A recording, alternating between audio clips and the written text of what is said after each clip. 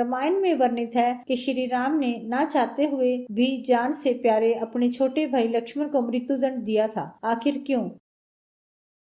भगवान राम ने लक्ष्मण को मृत्युदंड दिया था। यह घटना उस वक्त की है जब राम लंका विजय के बाद अयोध्या लौट आए थे, अयोध्या के राजा बन गए थे। एक दिन जम देवता कोई महत्वपूर्ण चर्चा करने के लिए श्री राम के पास आते हैं। चर्चा प्रारंभ करने से पूर्व उन्होंने भगवान राम से कहा कि आप मुझे वचन दे कि जब तक मेरे और आपके बीच में वार्तालाप होगी, हमारे बीच कोई नहीं आएगा। जो आएगा उसे आप मृत्युदंड देंगे। इसके बाद राम लक्ष्मण को यह कहते हुए द्वारपाल नियुक्त कर देते हैं, जब तक उनकी और जम की बात हो रही है वह किसी को अंदर न आने दे, अन्यथा वह उसे मृत्युदंड दे देंगे। लक्ष्मण भाई की आज्ञा मानकर द्वारपाल बनकर खड़े हो जाते हैं। लक्ष्मण को द्वारपाल बने हुए कुछ ही समय बीतने के बाद वहाँ पर ऋषि दुर्वासा का आगमन होता है। जब दुर्वासा ने लक्ष्मण से अपने आगमन के बारे में राम को जानकारी देने के लिए कहा तो लक्ष्मण ने विनम्रता के साथ मना कर दिया। इस पर दुर्वासा क्रोधित हो गए और उन्होंने संपूर्ण अयोध्या को शाप देने की बात कही। लक्ष्मण ने शीघ्र ही यह निश्चय कर लिया कि उनको स्वयं का बलिदान देना होगा ताकि वो नगरवासियों को